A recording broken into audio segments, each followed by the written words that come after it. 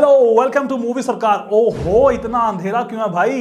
अंधेरा कायम रहे। लाइट ऑन करें यार।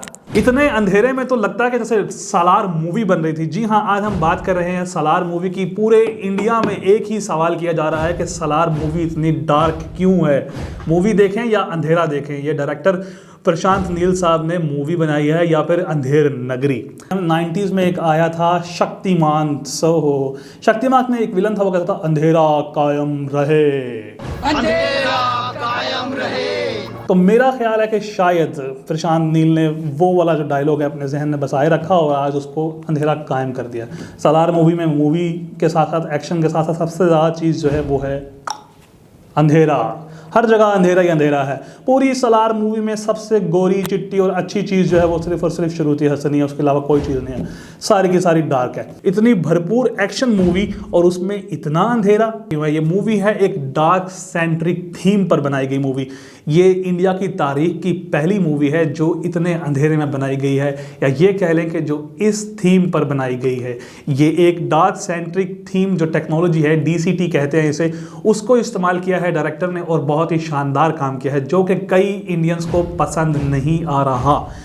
दरअसल हुआ कुछ यूं है कि हॉलीवुड में जो पहले मूवीज़ बनती थी बड़े ब्राइट कलर होते थे, वो सारा सिनेरियो चेंज हो गया है। अब जितनी भी मूवीज़ आ रही हैं या सीरीज़ आ रही हैं, वेब सीरीज़, वो सारी की सारी डार्क सेंट्रिक थीम पर बन रही हैं। आपने देखा होगा अब जो नई जनरेशन आ रही है वो शायद इससे इतनी जो है वो जानकारी ना रखती हो, लेकिन पुरानी जनरेशन जो कि 90s में पैदा हुई थी उन्होंने देखा होगा कि बैटमैन पहले बहुत कलरफुल थी, लेकिन अब बैटमैन जो है वो सारी की सारी डार्क हो गई है। इसी तरह बैटमैन के साथ साथ गेम ऑफ थ्रोन्स एक बहुत बड़ा सीज़न था। गेम ऑफ थ्रोन्स से मुझे याद आया, काफ़ी सारे फाइट सीन्स और बहुत सारी इसकी जो है ना हाफ ऑफ द सीज़न वो सारा डार्क में है। लेकिन जहाँ पर कैमरा नहीं होना चाहिए, जहाँ पर वाकई डार्क होना चाहिए था, वहाँ बड़ा ब्राइट है। हीरोइन की वो चीज़ें इतनी चकाचौंध करके दिखाई है ना कि हमें अपने कमरे की बत्तियाँ शत्तियाँ बंद करनी पड़ गई थी, दरवाजे बंद करने पड़े थे। बंद कर दो भाई, वो वाले सीन एकदम घपाघप बिल्कुल लाइट में चल रहे थे। लेकिन बाकी सारा सीज़न डार्क में। स्ट्रेंजर थिंग्स ऐसे ही थी, एक डार्क सीरीज भी आई थी, वो भी ऐसे ही थी।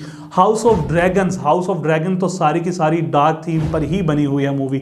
उसमें आप कलर जो है वो सारे अंधेरे ही अंधेरा नजर आता है, लगता है कि जैसे कलर है ही नहीं। मतलब ये समझ लें कि डिजिटल कैमरा और फिल्म कैमरा में जो डिफरेंस है वो इसमें वाज़ेह नज़र आ रहा है, क्योंकि पुरानी फिल्में बनती थी फिल्म कैमरा पे, अब आ गया है डिजिटल कैमरा।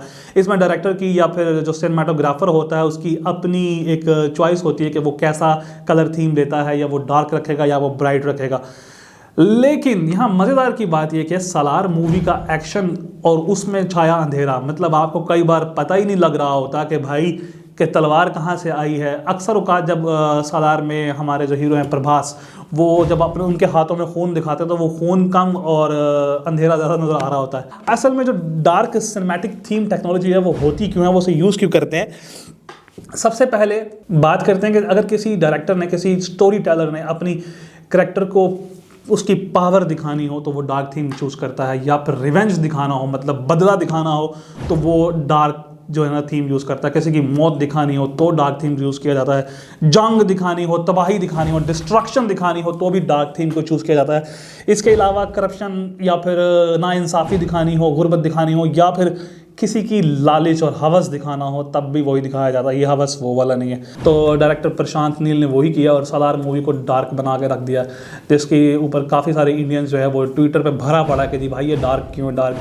तो रीज़न यही है कि एक नई टेक्नोलॉजी आई है, इंडिया में पहली बार इस्तेमाल हुई है, इसलिए आप सब परेशान ना हो। आप समझें कि आप गेम ऑफ थ्रोन्स देख रहे हैं, हाउस ऑफ ड्रैगन्स देख रहे हैं, या फिर स्ट्रेंजर थिंग्स देख रहे हैं।